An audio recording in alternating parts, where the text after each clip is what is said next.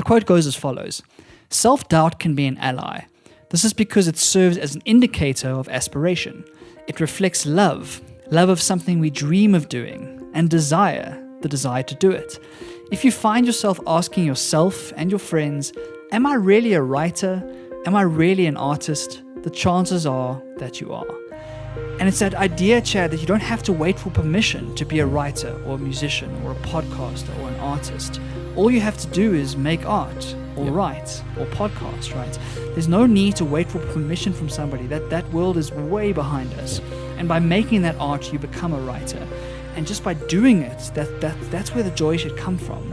We shouldn't be focusing all the time on this end goal. We shouldn't be looking at Shawn Mendes and being like, I hope my YouTube video goes viral so I can become the next Shawn Mendes, right? Yep. That's the natural indication. That's the natural pull of those sort of inspirational stories.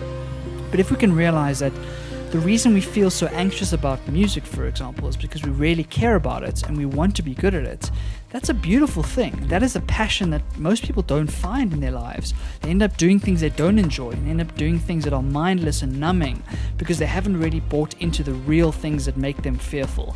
And so that fear and that anxiety is a good sign. It's a sign that you're growing as a person. It's a sign that you found something that really speaks to you on a deep, deep level. And if you can push through that insecurity and just make the art anyway, just create, no matter if it doesn't work out, no matter if no one likes it, just the act of creating, kind of feeding that passion is going to bring you way more fulfillment than hiding away from that fear and going the safe route where you don't care as much. Yeah, definitely. And the key piece of that quote that I love so much is that it doesn't matter what your friends say back. It doesn't matter whether they think you are a writer. But the fact that you're asking the question is what's important, because we've also spoken, Barry, about the fact that your friends are going to lie to you. A lot of the times, people don't want to, they don't want to be like, actually, you're not that good.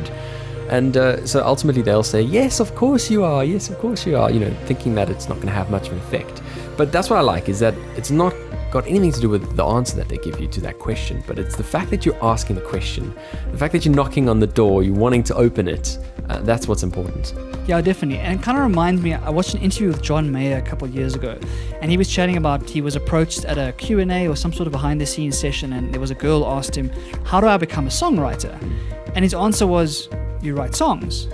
And she looked at him like very confused as to, is that it? Like, do you not have anything more for me? He's like, that's how you become a songwriter.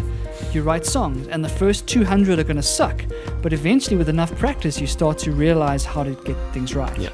And so I think we forget that sometimes. We make it so complicated. We're searching for the perfect gear or the perfect opportunity or the perfect algorithm or the keywords or whatever it is, because we procrastinate on making stuff because we want to make it perfect. Yep. Instead of just saying to ourselves, if I want to be a writer, the way that I get there or the way that I do it is that I write. I write and write and write and write and write. And it's the same with any creative passion or anything you're trying to get better at.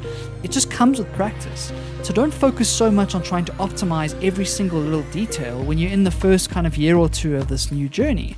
It's all about just making as much stuff as possible and trying to get 1% better every single time. I know, Chad, you speak about it a lot when you talk about your YouTube videos, and you try and make each video like a tiny bit better than the one beforehand.